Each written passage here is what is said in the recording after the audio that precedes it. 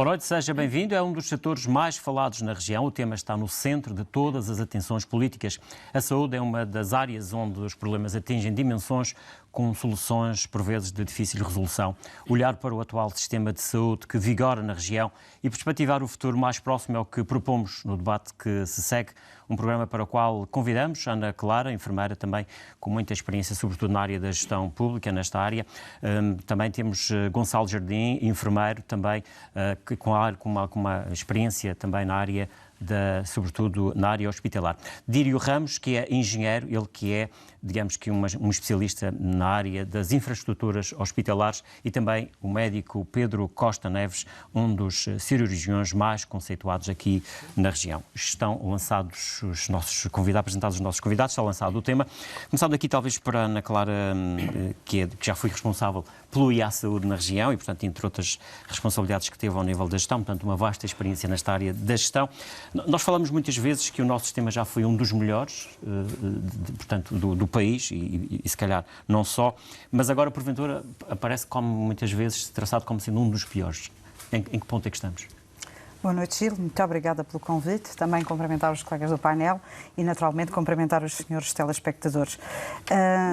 Essa primeira colocação nos pratos da balança é sempre muito complicado de nós conseguirmos logo materializar o que é que pende para um lado ou pende para o outro. Já estivemos muito bem e agora estamos menos bem, até porque essas conjunturas também se colocam na maioria dos sistemas de saúde nacionais e internacionais. Portanto, não é um exclusivo da Não é um exclusivo. Essas questões que hoje se colocam não é um exclusivo do Sistema Regional de Saúde. E porquê que não é um exclusivo? Porque todo o cenário, todo o contexto, toda a envolvente também mudou. E é ter ferramentas atuais para agir sobre os cenários atuais que se coloca à maioria dos sistemas regionais de saúde. E é nesse aspecto que as pessoas têm uma tendência para avaliar, porque no passado tínhamos uma performance. O que é que foi o nosso passado? Nós temos 40 anos de evolução nesta matéria, aliás, como o SNS também tem, e, portanto, dentro destes 45 anos de evolução, foi uma evolução muito estrutural, foi uma evolução de implementação, foi uma evolução de edificação, e foi, sobretudo, uma evolução de conseguir,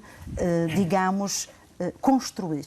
Aliás, todos nós falamos do SNS e da sua criação, e nós não somos, senão, uma descentralização em termos de organização do Sistema Regional de Saúde, somos uma descentralização do que é essa obrigação ao nível regional, mas a verdade é que o SNS, entre o seu diploma, e aí com todo o mérito para o Dr. António Arnaud, e a sua completa, criação de estatuto, foram 15 anos de preparação, de diplomas, de mapeamento, de reescrever tudo o que são as soluções e a formalização. Portanto, aquilo que nós somos, naturalmente, empurrados, passa a expressão, a avaliar é o que tínhamos e o que temos, como é que nós respondíamos no passado, com um determinado contexto, e como é que nós respondemos no atual. Claro que o atual tem um peso muito grande, desde logo uma tensão muito grande por conta do envelhecimento, tem uma tensão muito grande por conta da cronicidade, está desafiado a uma infinidade de tecnologias e equipamentos, e tudo isso para incorporar e conseguir colocar soluções e, sobretudo, respostas que possam integrar todos esses desafios que se colocam.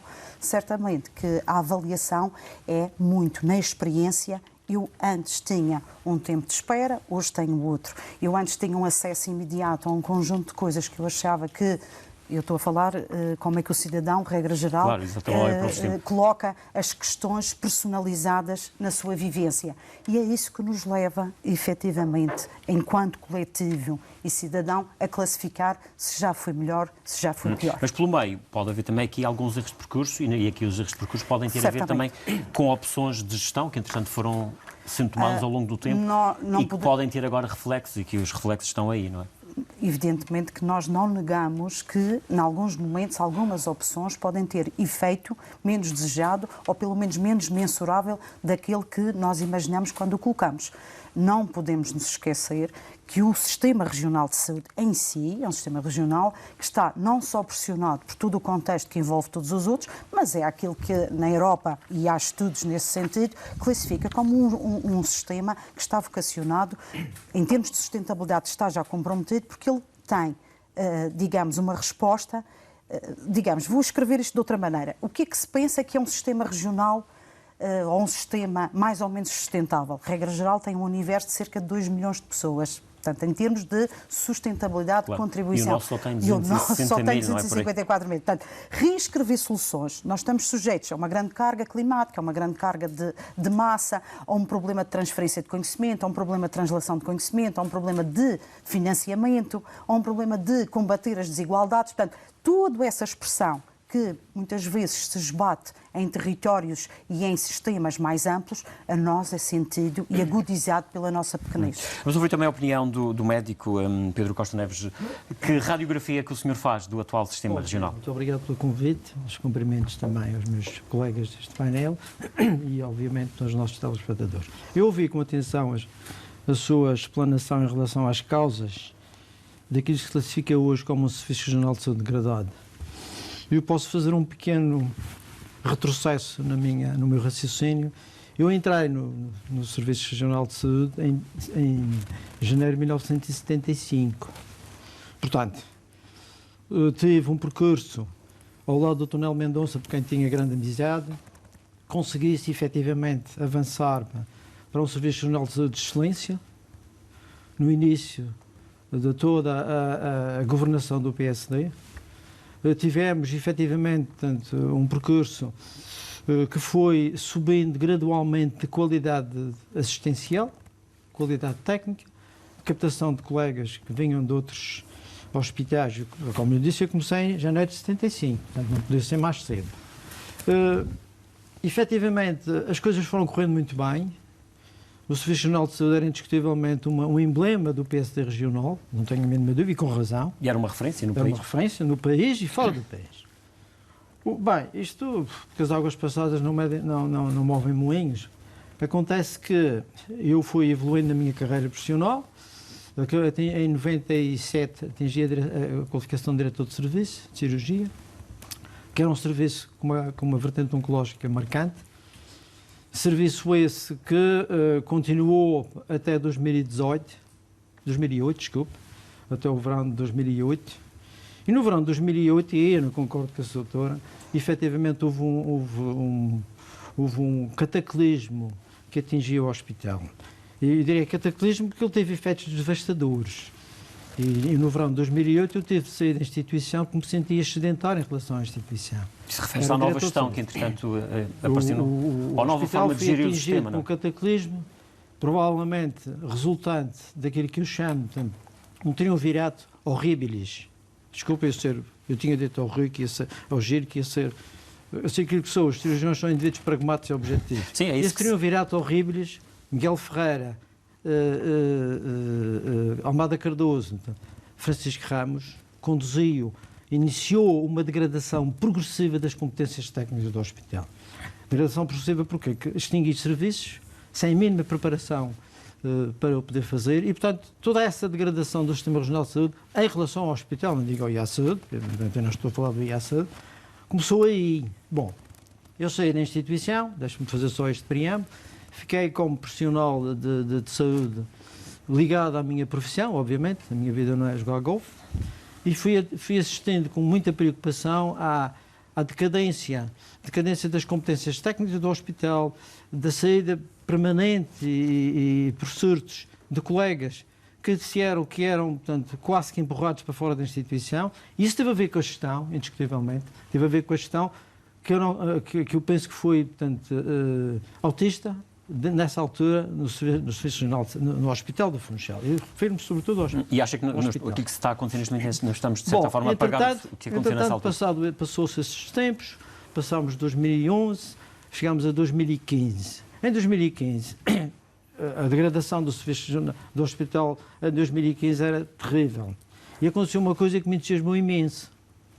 Eu vi um colega, portanto, em grande apreço e amizade, chamado Dr. Manuel Brito, ser chamado para assumir a pasta da saúde. Isso, para mim, foi uma lufada de ar fresco, porque era um indivíduo sem conexão partidária, é um indivíduo inteligente, com muita formação em relação a cuidados de saúde, que, de imediato, portanto, constituiu um programa para os próximos 4 anos, que era um programa consistente, para revitalizar o hospital e, obviamente, portanto, tudo o que gravita à volta do hospital, com o qual eu me identificava totalmente, e muitos dos colegas. E o Dr. Manuel Brito, que é um homem inteligente, ao fim de pouco tempo, vi que não ia a lado nenhum. Não tinha força e bateu política, com a porta. não é? Bom, o bater com a porta foi muito preocupante, porque o que se passou, e sem nomear nomes, desde 2014, desde que ele saiu até agora, não houve nenhuma tragédia, mas também não houve nenhuma melhoria substancial do Serviço Nacional de Saúde. Mas não sente que há uma melhoria nos últimos tempos no sistema?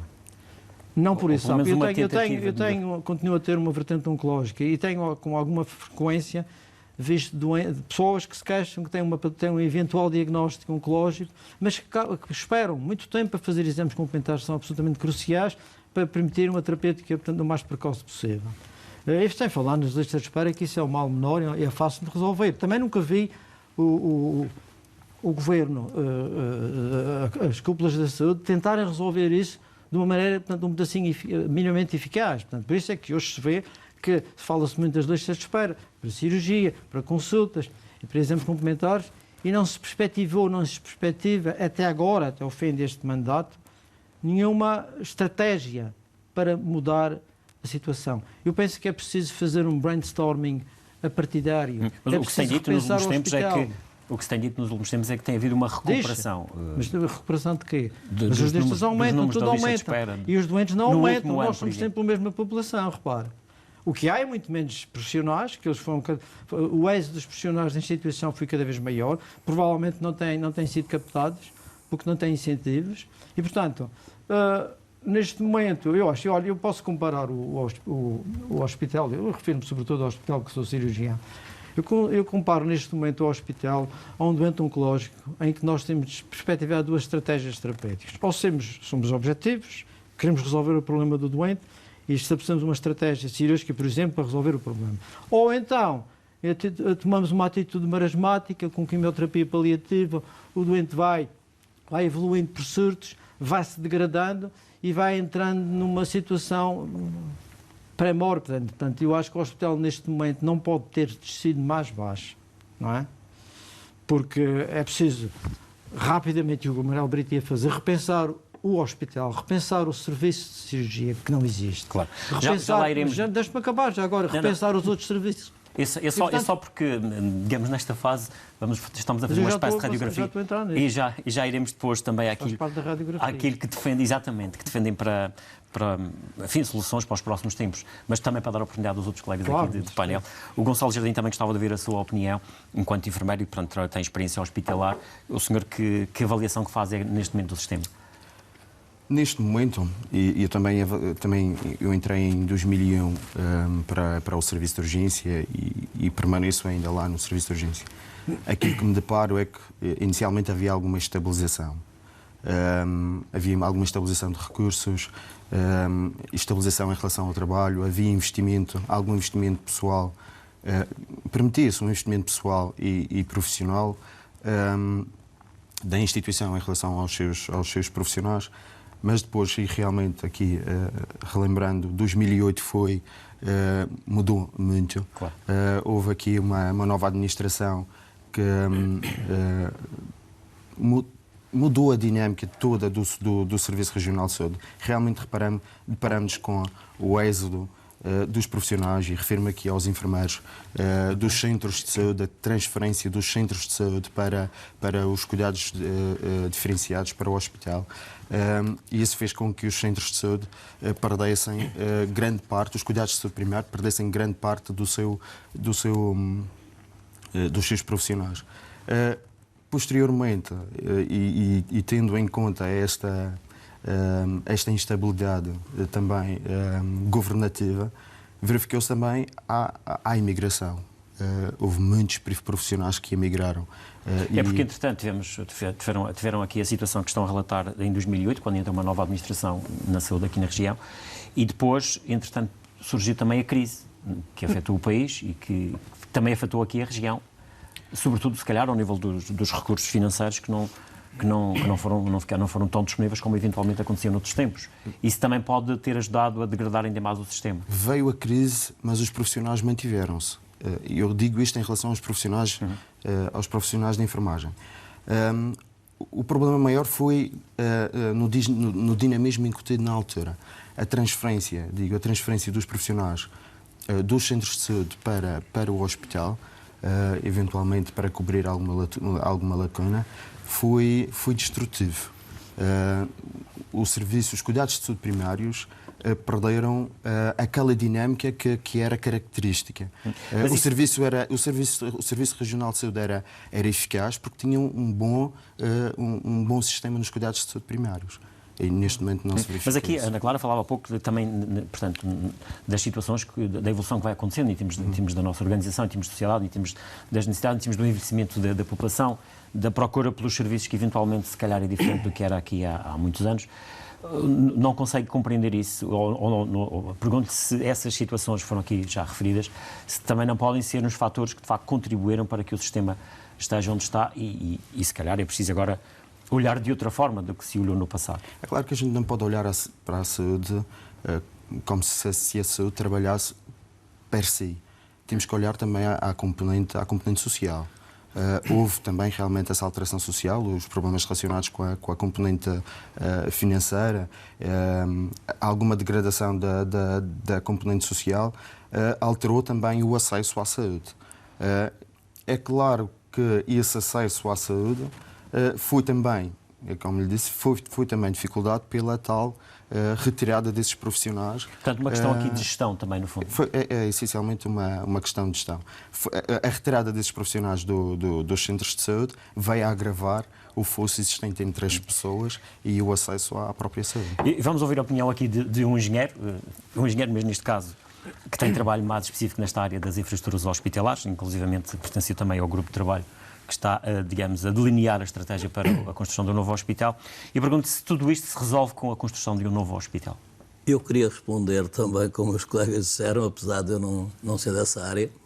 Eu tenho 40 anos de trabalho no continente em engenharia e planeamento de saúde. Não sou provavelmente um engenheiro que faça cálculos.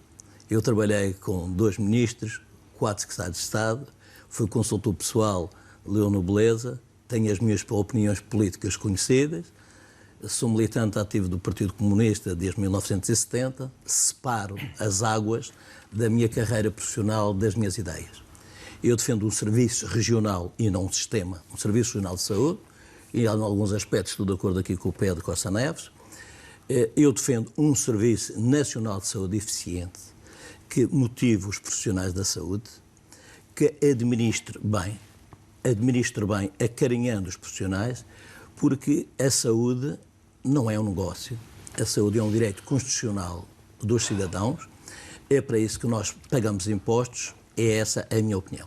É evidente que eu estou em desvantagem, os 3 aqui presentes, porque eu só estou na Madeira desde 2008, mas de 2008 estive atento. Eu confesso que, relativamente aqui ao Pedro Costa Neves, estou de acordo quanto a isso, quanto a uma gestão erradíssima de recursos humanos em relação ao Serviço Regional de Saúde. Eu falo do serviço, porque não estou a falar do sistema, estou a falar do que é público. Porque o privado é um negócio e eu estou aqui como cidadão, não quero saber nada que o senhor A ou B invista no setor privado. E eu até defendo que exista um setor privado de qualidade complementar do serviço público.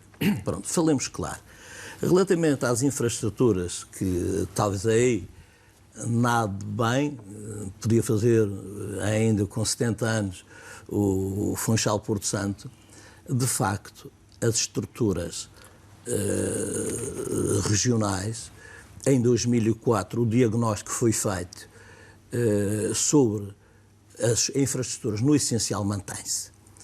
Eu era presidente do Conselho de Administração do Cesarame, o Dr. Filomeno Paulo, o Manuel Brito era diretor clínico e eu organizei na Madeira um congresso de engenharia hospitalar. E o Filomeno Paulo meteu-me uma cunha ao Nelson Baltazar, que era o secretário dos Recursos Humanos. Eu trabalhava na altura na Direção-Geral e disse ao meu colega: arranja aqui 2 técnicos para se fazer o programa funcional da Madeira, o programa funcional do novo hospital. E, portanto, o arquiteto delicado, que era o meu chefe de visão, e a engenheira Cecília Mendonça, que é engenheira química, que é especialista em programação hospitalar, fizeram o programa funcional de 2004 daquele hospital. Portanto, no essencial, não vale a pena chorar no molhado. O que eles disseram estava correto.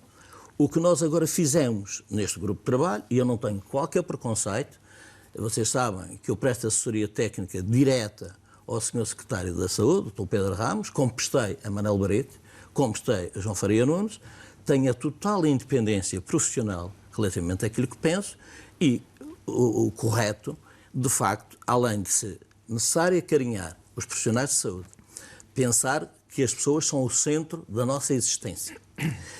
Era necessário criar essa infraestrutura. Resolve? Claro que não.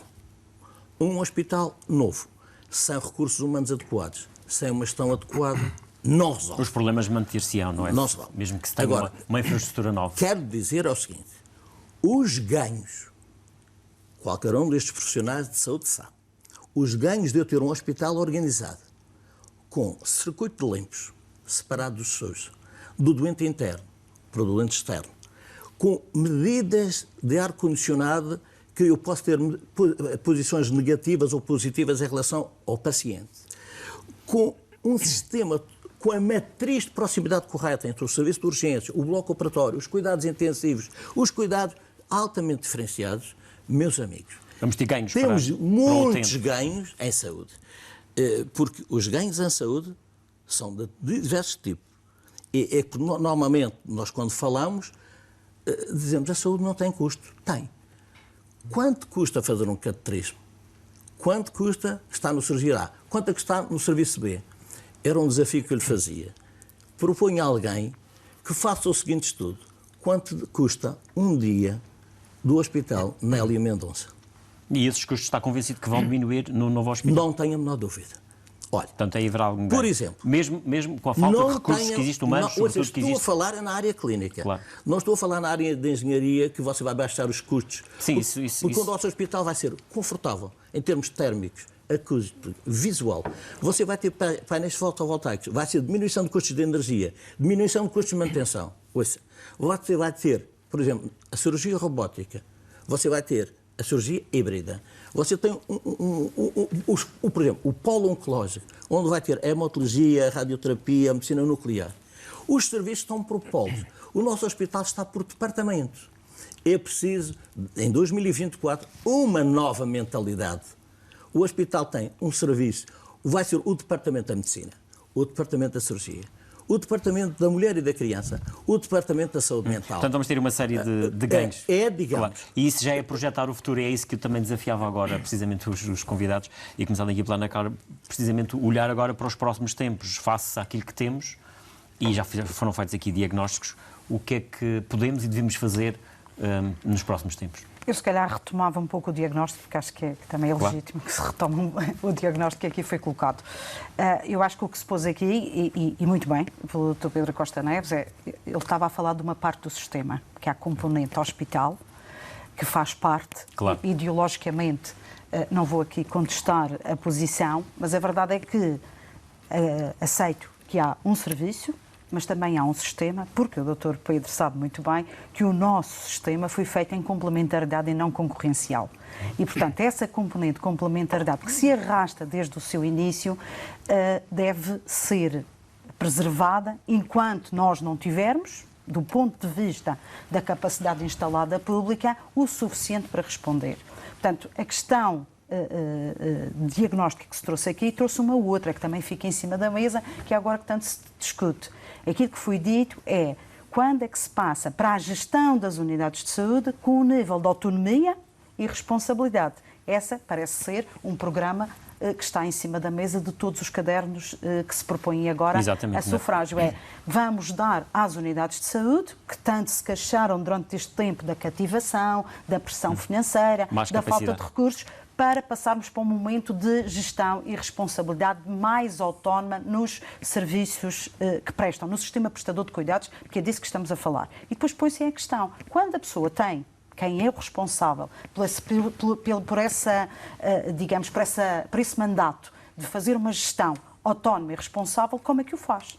faz preservando os princípios da formação, os princípios da organização, os princípios da eficiência, os princípios da eficácia, os princípios, inclusive, do respeito pelas competências, pela otimização das tecnologias, pela componente de tudo aquilo que o Sr. Engenheiro esteve aqui a falar, foi exatamente, ele está a falar do edifício. E aquele edifício eficiente, que vai ser inteligente, que vai trazer ganhos quer na parte energética, quer na parte da manutenção, e depois trazemos, digamos, é passado para ele ser exercitado na capacidade de ser um sistema que vai prestar os cuidados e as respostas adequadas a quem precisa. Qual é o primeiro desafio? É aquele que se colocou aqui em cima. Qual é o nível de autonomia, qual é o nível de responsabilidade e qual é o nível de prestação de contas? Isto em termos de organização. Mas estamos a falar aqui portanto, para melhorar o sistema, o que é necessário? É necessário mais dinheiro, é necessário melhor gestão? Ou é, enfim, eu penso que o Dr. Pedro Costa Costa deve responder-lhe a isso. Quando se falou da crise, ele disse não foi um problema de crise. O Gonçalo também disse não foi um problema de crise. É um problema de gestão. Foi um problema organizacional e foi um problema de poder potenciar e poder otimizar o que tínhamos. Agora, sem dúvida que há uma demanda maior. Nós passamos, e ainda hoje, o professor Correia de Campos fez uma entrevista onde disse precisamente isso. Entre 2010 e 2014 nós tivemos um período onde muitas das patentes farmacêuticas, digamos, perderam-se e, portanto, vieram trazer ganhos económicos para o sistema, que tornaram-se mais baratas. Nós estamos a enfrentar precisamente um ciclo, que isto é cíclico. Há uns períodos em que nós temos acesso à medicação e aos medicamentos e à inovação mais barata, porque o sistema de produção e o sistema da indústria assim se coloca e há mecanismos para que possam tornarem-se mais acessíveis, e nós estamos a viver hoje exatamente com mais patentes, com mais medicamentos em pipeline, cada vez mais caros na sua gênese de formação, mas a serem colocados para que os sistemas prestem ou utilizem para prestarem os cuidados. Portanto, repare que não há uma receita infalível se é preciso mais dinheiro ou menos dinheiro. Mas a questão que se foi colocada aqui essencialmente foi como é que se otimiza e como é que se organizam os melhores modelos. Mas quando eu digo mais dinheiro pode significar aquilo que também indicava ali o Pedro Costa Neves, que tem a ver com a questão de mais recursos, não é? Contratar mais pessoas, que faz falta no serviço. Sobretudo reter pessoas. Exatamente. Mais do que contratar. Evitar que elas saiam. Sobretudo retê-los e faltar. Porque se eu falar tanto que, por exemplo, não se consegue resolver de uma forma como seria desejável as listas de espera, por falta de recursos humanos em algumas áreas, na área da medicina, por exemplo, na área Nós penso que temos dos anestesistas, por exemplo, é difícil de recrutar. E, portanto, isso são situações que é preciso criar condições, também se tem falado nisso, que a região tem criado algumas, mas, pelos vistos, não é fácil atrair mais médicos para o Serviço Regional de Saúde. O recrutamento, a fidelização e, digamos, a retenção dos recursos no atual sistema regional e nacional não tem sido fácil. Nós vimos e assistimos recentemente a que todos os concursos ficaram muito pouco preenchidos ou quase nada preenchidos, o caso do Alentejo, o caso do Algarve. Portanto, há aqui que pensar que nós temos que ter outros modelos, provavelmente de incentivo, de remuneração e de fixação. Digamos, o desafio grande será como é que nós podemos, o que é o pacote, passa a expressão, atrativo. Se calhar vai ser para os necessário recursos. pagar mais aos médicos para eles, de facto... Não só aos médicos. Médicos e outros profissionais. Hoje não é só pagar aos médicos, nem passa só por pagar mais. É que pagar é pelos resultados que temos e não pagar pela atividade. Porque parece que a maioria das questões que hoje estão em análise é que nós, durante muito tempo, pagamos atividade, pagamos ato, pagamos produção, sem os melhores resultados. Hoje o grande desafio é pagar por resultados. É pagar pelo valor que a gente acrescenta às pessoas que precisam, efetivamente, do cuidado. E isso passa, e não podemos ter, digamos, alguma espécie, algum prurido de saber combinar quem está no sector público, que é crucial, nomeadamente naquilo que o Dr. Pedro disse, na formação. Nós hoje não podemos hipotecar a formação futura e, portanto, isso é crucial. Nós temos que preservar a formação, digamos, a mão técnica, que há pouco falávamos. Por outro lado, sobretudo não excluir, não é, do serviço, aliás, temos aqui... Não excluindo, retendo e melhorando as competências. Poder fazer os intercâmbios com os centros de referência, os centros de excelência e os centros de translação de conhecimento. Mas, por outro lado, não ter, digamos, pruridos de poder socorrer-se daquilo que complementarmente pode reforçar a nossa componente de resposta.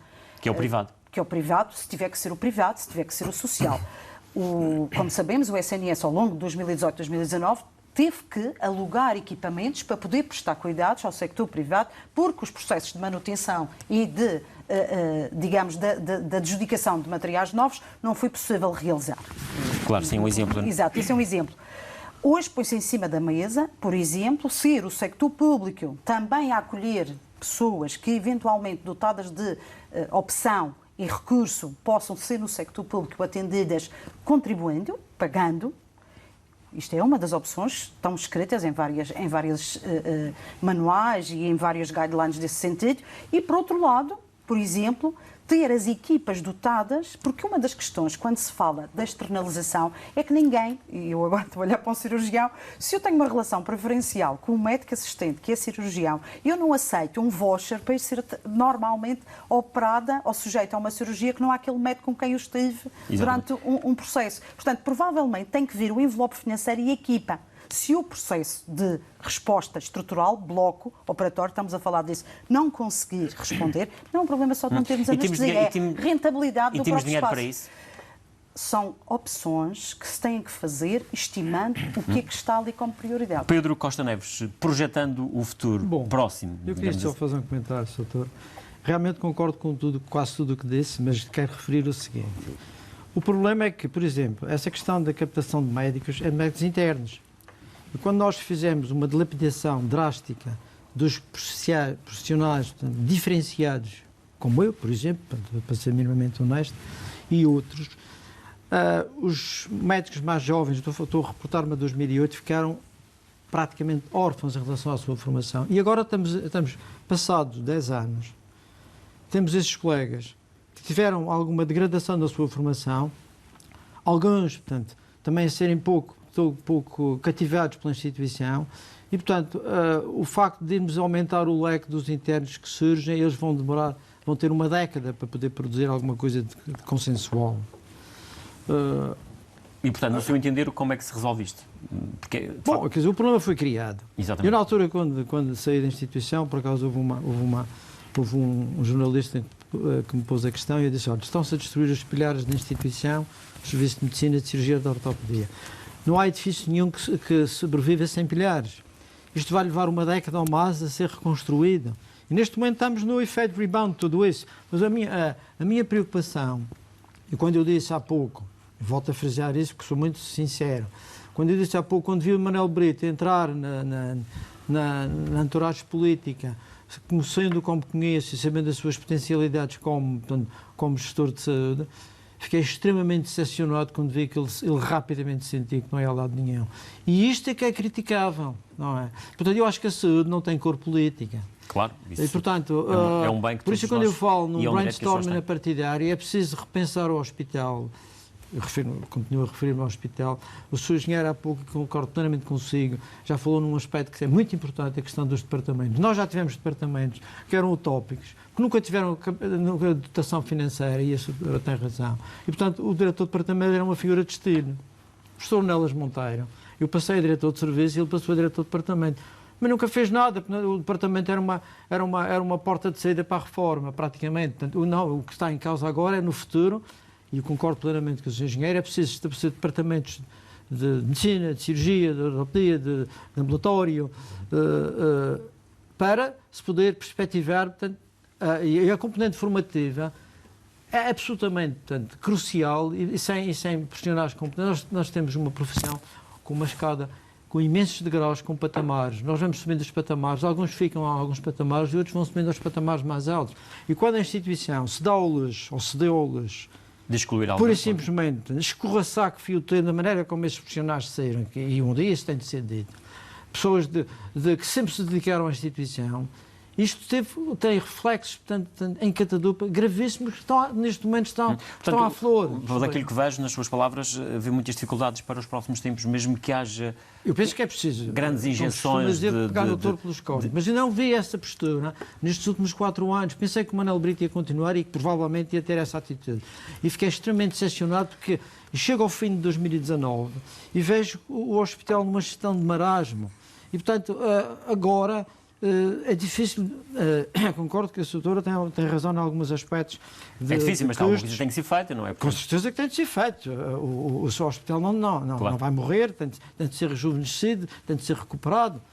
Eu falo há pouco dos projetos dos partidos, e estamos agora praticamente à beira das eleições. Eu lembro já agora, em relação ao Sr. Engenheiro, queria recordar que em 2014 eu e o Dr. Manuel Brito assinámos uma petição pública para evitar aquela construção megalómana sobre o Ribeiro de São João, do então hospital. Portanto, era uma construção perfeitamente... Do que se previa, uma ampliação ali do hospital. Aquela coisa era eu até, ironicamente, chamei-lhe a favela sanitária Dr. Miguel Ferreira. Isto são águas passadas. Mas o que é certo é que, para reconstruir o hospital, quando eu digo hospital, são as competências técnicas, e o Sr. Engenheiro com certeza concorda comigo, não vale a pena fazer um hospital lindíssimo sem competências técnicas, sem departamentos, sem perspectivar o futuro, portanto, com consistência. E com bons recursos E eu humanos. não vejo, eu já vi por acaso, já consultei o projeto de saúde do CDS, por exemplo, que globalmente concordo, porque consultei e estive na apresentação do projeto de saúde do PS, que igualmente tenho uma grande empatia com ele.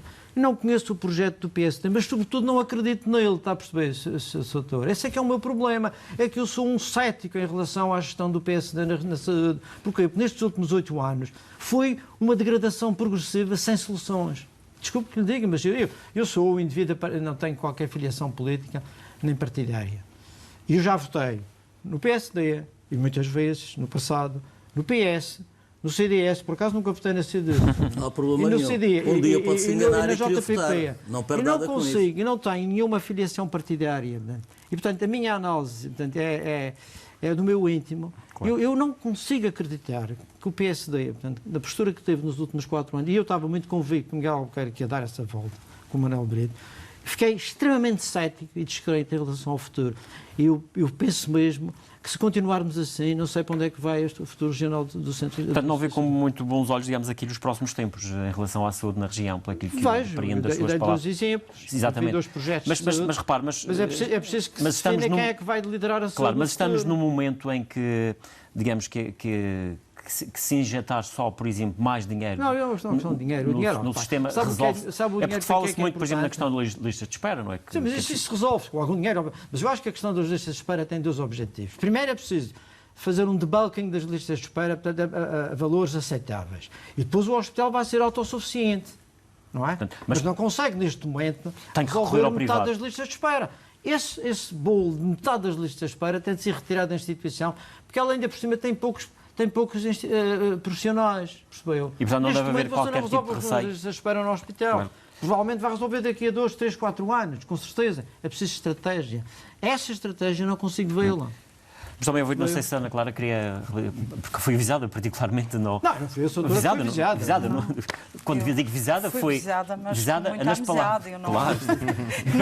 Não senti... Não senti... Aqui o visada não é de forma depreciativa. Não senti... Na verdade, eu não posso... Senti o meu entusiasmo. Senti o seu entusiasmo. E não posso negar como foi referido o seu nome, pronto. Exato. Mas não posso deixar de tudo... Assim como o Sr. Engenheiro diz, eu faço assessoria técnica, eu também estou aqui, claro, como adjunta, não posso negar a minha posição de adjunta junto ao Sr. Claro, e tem uma experiência ligada ao serviço pelo Não é de todo hoje o Departamento, isso também é uma questão que se clarifique. A Vice-Presidência tem neste campo e nesta presença as componentes que são importantes absorver deste nível de debate para a coordenação política, porque nós temos efetivamente um Departamento da área governamental que se responsabiliza pela saúde. E, por enquanto, ainda é assim. Temos estas áreas sectoriais que devem fazer a definição, entendendo aquilo que são as prioridades e trazer depois ao nível da coordenação política, claro, que é essa que a gente faz. E no seu entender há um caminho, não é? Portanto, eu tenho que dizer que há um caminho. Subscrevo algumas das preocupações, subscrevo a questão de que há momentos de gestão que não correspondem efetivamente às nossas expectativas da forma como elas são colocadas. Também reconheço que a capacidade instalada pode não preencher, digamos, as respostas que nós queremos, nomeadamente na componente das listas de espera, mas eu subscrevo exatamente que a lista de espera tem aqui um problema de referenciação, tem um problema de gestão clínica, tem um problema de governação, clínica numa primeira fase de manutenção e de avaliação. Portanto, ela tem que ser avaliada. Todo o esforço de produção adicional tem conseguido rebater entre 9% a 12% do que está em lista, pelo menos da avaliação da execução. Mas só no público, se calhar, é difícil resolver, ou pelo menos trazê-la pela números... Mas nós também temos eu também gostava de trazer aqui um conjunto de preocupações. Tudo isto que estamos a dizer, e parece que estamos todos de acordo, ainda não vi ninguém desacordo, apesar de estar avisada. Tudo o que nós estamos a dizer tem uma matriz comum, que é a administração pública. Essa é, talvez, uma das reformas que têm que acontecer, que é a reforma da administração pública, que tem que trazer esta questão da hierarquização das prioridades e como é que nós podemos fazer. Por exemplo, será que quando nós, Serviço Regional de Saúde, estou agora a falar da parte pública, que tem que gerir o sistema prestador e ainda teria que se preocupar com a componente hospitalar, com a componente de definição técnica, com a componente da centralização de compras, com a componente que tem do normativo, será que estas funções ficam confluídas numa mesma entidade? Que foi que, se calhar, quando se concentram muitas competências em determinados momentos de gestão, certamente temos depois este efeito. É a altura, eventualmente, para se repensar um bocadinho esta questão da administração? A função da administração pública é isso, é importante que as pessoas pensem, nós não conseguimos trabalhá-la sem esta matriz. Já dou a palavra também ao Gonçalo Jardim, mas o Dírio estava a pedir exatamente a palavra. Sim, pelo seguinte, aqui quem declaradamente é hostil ao governo sou eu. Ideologicamente. Mas quero lhe dizer... Nós não estamos num debate mas é porque para avaliar hostilidades. Aqui o Pedro já fez... Estamos a olhar para o setor da saúde. É isso mesmo que eu me quero concentrar. Exatamente, é isso mesmo. É isso que eu quero centrar ou recentrar o debate sobre a saúde. Hoje, e desde o dia 25 de janeiro, a região tem a carta dos equipamentos de saúde. Vai ao portal do IA-Saúde e sabe quantos prédios temos, o valor do seu património, os recursos humanos, a produção dos anos anteriores. Lamento que muitos partidos políticos, há dias perguntei ao engenheiro do IA-Saúde, que gera a plataforma, só 6 pessoas foram lá consultar a plataforma. E isso pode ser um importante instrumento para... Gil, seja claro. É uma espécie de radiografia do sistema, para o Pedro, para mim, para qualquer pessoa. Eu estou em Machico e quero saber em Machico, quer no setor público, quer no setor privado, quantos médicos estão, onde é que estão. Está na plataforma. Eu quero saber qual é a produção que o Centro de Saúde dá. Se nós produzimos mais cuidados de medicina geral e familiar, de nutrição, de psicologia, etc. Temos um instrumento. Eu digo isso à vontade. Portanto, é um desafio que faz às pessoas... Se aqui algum dos presentes é mais conhecido há mais anos do professor Correia de Campos, sou eu. Porque eu conheço de Lisboa, quando ele foi secretário da ministra Lourdes Pinto da Silva, portanto, da primeira-ministra.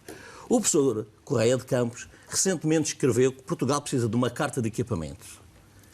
E eu disse-lhe, caro amigo Correia de Campos, nós já temos a carta de equipamentos. Para que é que serve a carta de equipamentos? É exatamente como um instrumento de gestão. Para qualquer governo ficar a saber quantos taques tem, quantas ressonâncias da questão, qual é a produção, se tem demais, se tem de menos, tem comparativo.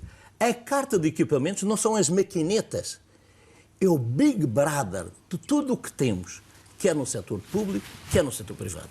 E eu lamento que de facto, eu não presto atenção agora, por razões que estou retirado dessa atividade direta, sim, mas, não presto muita atenção, mas quero dizer de quanto este instrumento é importantíssimo para que qualquer pessoa que queira estudar o Sistema Regional de Saúde. Vamos também ouvir a opinião do Gonçalo Jardim sobre, enfim, aquilo que, a forma como melhora para o sistema. Daqui para a frente, o que é que se pode fazer para melhorar, não é? Aquilo que se denota é que existe um claro subfinanciamento da saúde. A gente não vê, não vi, nem assisti nos últimos anos um financiamento adequado da área da saúde. Mas é, claro, mas é curioso que aqui na Madeira diz-se que investe-se mais, até em termos per capita, digamos assim, ou em relação ao PIB, na saúde, por exemplo, no orçamento do Estado faz. Mas, ainda assim não é suficiente. Mas há resultados que demonstram que esse financiamento não está a ser eficaz. E, eventualmente, isso até pode ser um problema relacionado com a área de gestão. a gente vê realmente as listas de espera a aumentar, a gente vê pessoas a aguardar a lista para as cirurgias também a aumentar. E isso só demonstra que houve aqui alguma não eficiência nessa gestão, nesse financiamento. Ou impotência do sistema, não sei se também podemos avaliar desta forma. Pode até haver alguma impotência desse sistema, mas aquilo que se identifica e aquilo que se denota em relação à população, a população sente isso, é efetivamente a dificuldade que tem em aceder à saúde. Além disto, há também o aspecto relacionado com os profissionais. Nós temos excelentes profissionais, pessoas com grande valor, tanto do ponto de vista de conhecimento como do ponto de vista técnico, só que passaram aqui por uma fase de pouco reconhecimento. E esse sub-reconhecimento fez e motivou, claro, a tal imigração. Uma forma de retê-los é reconhecê-los. Pode ser até do ponto de vista monetário. Promover os méritos, não é? Portanto, no fundo... Promover os médicos, promover os méritos, enfermeiros. Os méritos. Não só sim, os médicos. Os méritos, que todos os profissionais. Mas os méritos, por exemplo, na área da formação, e aqui realmente a formação pode ser um investimento na formação e na possibilidade, o facilitar que o profissional consiga se formar, se autoformar, pode ser um reconhecimento das instituições em relação ao profissional e esse reconhecimento faz com que eles permaneçam e criem ligações afetivas com as instituições. E digo mais, essas pessoas não vão se recusar de fazer horas extraordinárias. Elas vão se dar, por essa identificação, vão dar tudo aquilo à instituição. E a relação com o privado, público-privado?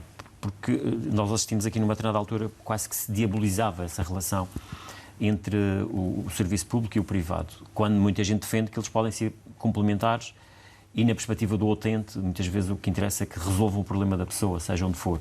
Concordo perfeitamente. Acho que o sistema de que forma é que se deve olhar para isto? Portanto, já falamos aqui nas listas de espera que se calhar o serviço público por si só não vai ter capacidade de resolver.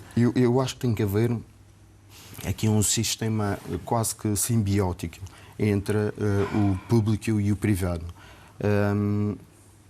É claro que seria preferencial que o sistema público pudesse garantir... Dar as respostas todas, as respostas todas, mas nesta circunstância e dado o contexto social... O caminho pode ser esse, não é? O contexto de saúde e o contexto social que se deparamos neste momento, tem que haver uma parceria pública com o sector privado para poder tanto reduzir as listas de espera como, por exemplo, reduzir também as listas para as cirurgias. Pedro Costa Neves. Isso não é bem privado, quer dizer, isso é contratualizado. Privado não é bem isso. Sim, mas o que é certo é que mas é tal relação que se estabelece... Há pouco a questão das listas de espera, com certeza que isso vai ser um projeto exaustivamente debatido e analisado no futuro imediato, não é? Porque é preciso tomar atitudes. Eu acho que tem de haver um pool de doentes dessa lista de espera, que eu não sei exatamente qual é, que se tem de retirar da instituição hospitalar pública porque ela não tem capacidade técnica e assistencial para poder resolvê-lo. E, então, a partir de um determinado desnível da redução da lista de espera, a instituição progressivamente começar a recuperar a sua capacidade de execução.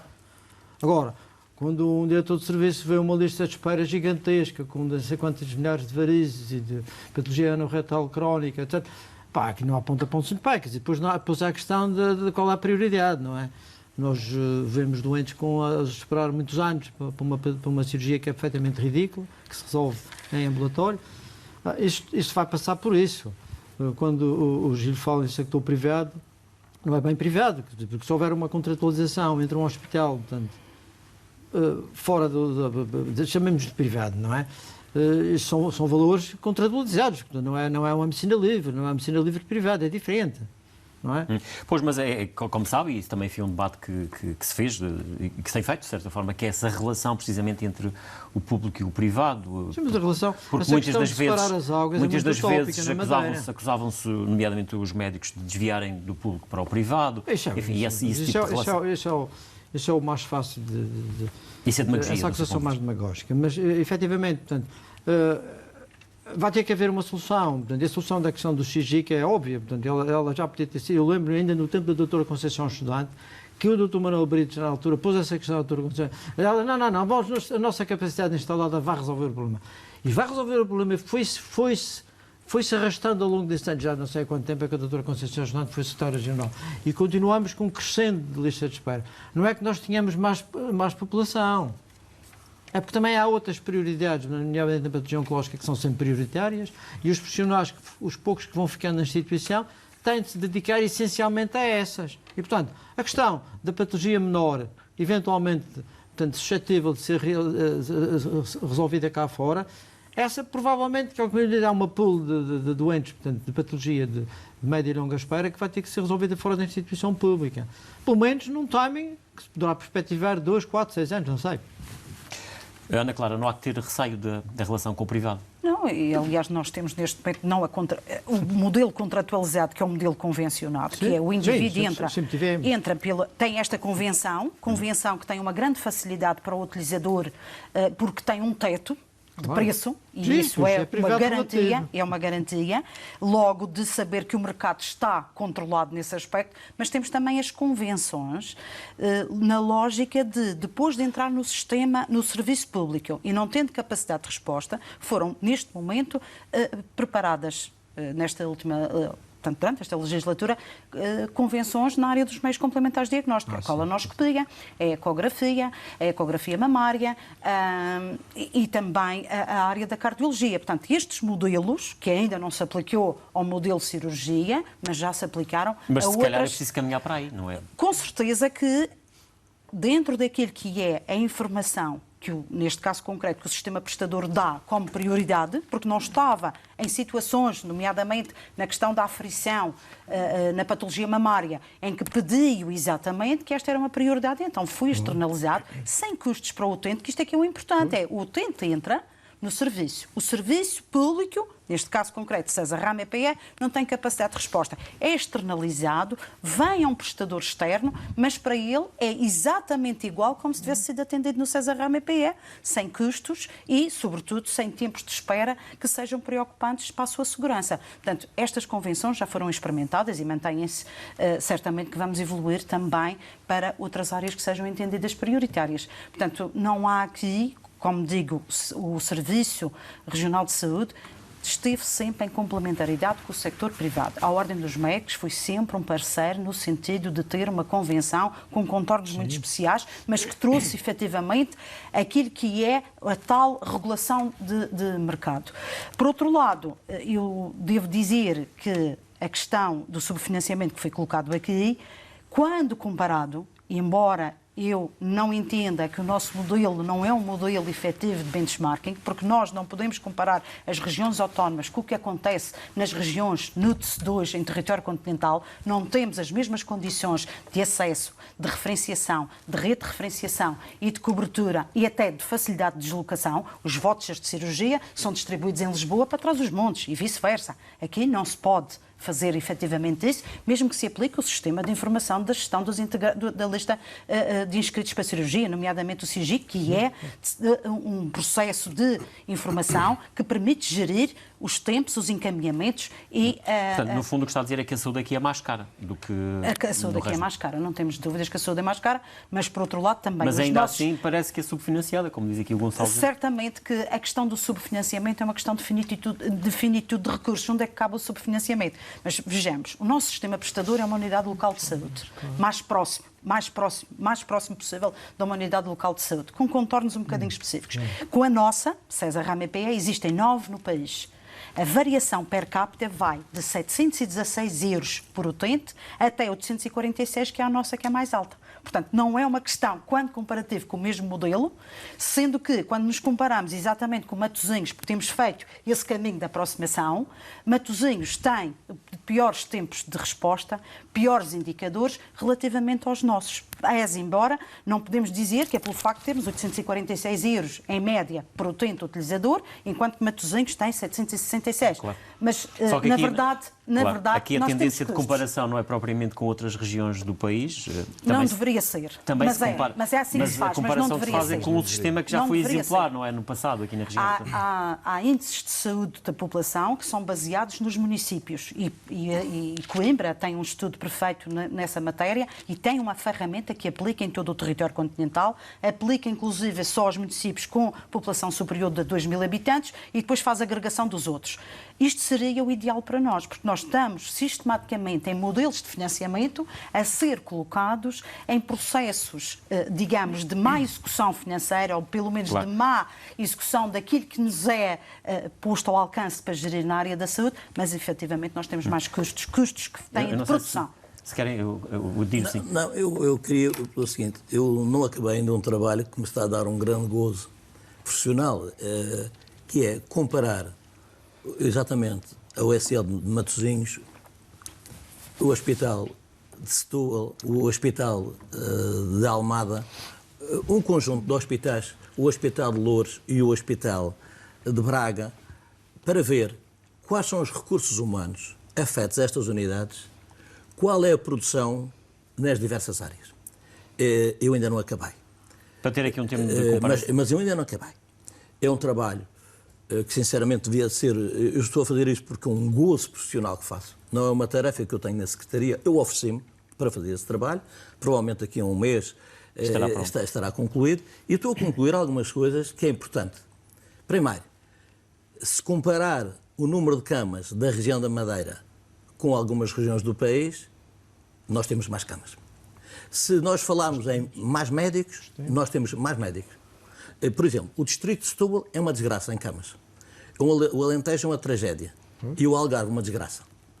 O Serviço Nacional de Saúde está um pandemónio. Portanto, cuidado. Eu defendo o meu Serviço Regional de Saúde Público com o serviço complementar privado, conforme a Ana Clara, estamos de acordo que se recorra ao setor privado porque interessa o favor das pessoas. É preciso ter cuidado com a produção, a qualidade da produção e a resposta atempada. Eu estou a fazer um estudo meu, também por gozo, dos dias de espera em determinadas regiões do país. E eu conheço regiões do país com 4, 5 anos de listas de espera. Até parece que eu aqui estou a defender o governo do PSD. Não, é um estudo comparativo. Sim, porque eu sou rigorosamente isento nisto. Está-se a basear em números, não é? Portanto, os números para mim é que contam. Evidentemente que eu aprendo com o Dr. Pedro, com o Sr. Enfermeiro, com a Ana Clara, sobre os aspectos da profissão que eu, por mais anos que trabalho, não tenho a sensibilidade para isto. Mas o comparativo, o benchmarking que eu estou a fazer ad hoc, comparando com os relatórios dos conselhos de administração, digo-vos, nós temos uma coisa, na cirurgia, nós precisamos mais de 13 anestesistas, mas o país precisa de 540. É bom que a gente perceba disso, para termos os rácios. E é difícil contratá-los? Eu só estou a dizer os números. Não, parece que é difícil, eu não vou digo ser, eu. Ouça, eu não vou ser o Ministro da Saúde, nem vou ser o Secretário da Região. Portanto, eu estou a dizer que há uma realidade objetiva, que é a anestesia, é a área central de toda a área cirúrgica, de outras patologias, do apoio. E pode ser por aí é dramático. Que se esbarra muito na questão eu considero que os números espera, que tenho, que é o problema maior da saúde, da área clínica, da especialidade, que é mais difícil de resolver este problema. Isso aí obriga, ainda de uma forma mais acentuada, de facto, que a tal gestão seja o mais perfeita possível, que sabe cativar o mais possível também as pessoas a trabalhar no sistema. É muito complexo, que tem de ser uma prioridade máxima do próximo governo que adquira, que assuma a responsabilidade de governar a região, porque efetivamente não se pode operar sem anestesistas. Mas os cirurgiões também não são muitos, os que estão no hospital público. Portanto, e isso é o tal efeito de rebound do que se passou, e não vamos estar sempre a chorar Exatamente, o que está para trás. A minha preocupação é, em relação ao que se passou até agora, é que eu não vi enunciar medidas, e vejo algumas medidas de cosmética. Eu acho que, por exemplo, houve uma evolução fantástica na proteção civil, em relação ao passado, fantástica, indiscutivelmente, e o mérito é indiscutivelmente da governação do PSD, mas Isso não... Na utente, saúde as coisas ficaram mais isso é um mal menor para o utente. Essa questão do tempo de espera referido de Matosinhos, isso não é um exemplo, isso está errado. Não é? Nós temos que ter o nosso objetivo. E esse objetivo e essa estratégia para o futuro que tem de ser muito, muito agressiva, eventualmente sem grandes gastos, porque eu acho que grande parte dos gastos ou da economia em saúde deve ser para perspectivar a construção do novo hospital, seja qual for o partido que venha a governar a região. Gonçalo Jardim, nós temos ainda um minuto, reservo-lhe esse tempo para concluirmos aqui, enfim, alguma ideia que queira acrescentar. Há pouco, quando falava no subfinanciamento, este subfinanciamento falamos por causa das tais listas de espera. Nesta circunstância, neste momento, eu acho que tem que haver um financiamento para o tal cheque, além daquilo que se preconiza. É claro que esse subfinanciamento também possibilita ao não rendimento de alguns profissionais. E é necessário fazer essa injeção. Neste momento é necessário fazer essa injeção financeira, quer se queira, quer se não. Não se pode basear em resultados, em números de outras regiões. Temos que nos adaptar àquilo que nós temos. E neste momento nós temos isso. Uma lista de espera para consultas muito elevada, cirurgias, claro, pessoas à espera de cirurgia, são estes números e são estes números que necessitam de resposta. E precisam de respostas quase que imediatas. Embora sabemos que também não é fácil resolver isto de uma forma, de um momento para o outro. Não é?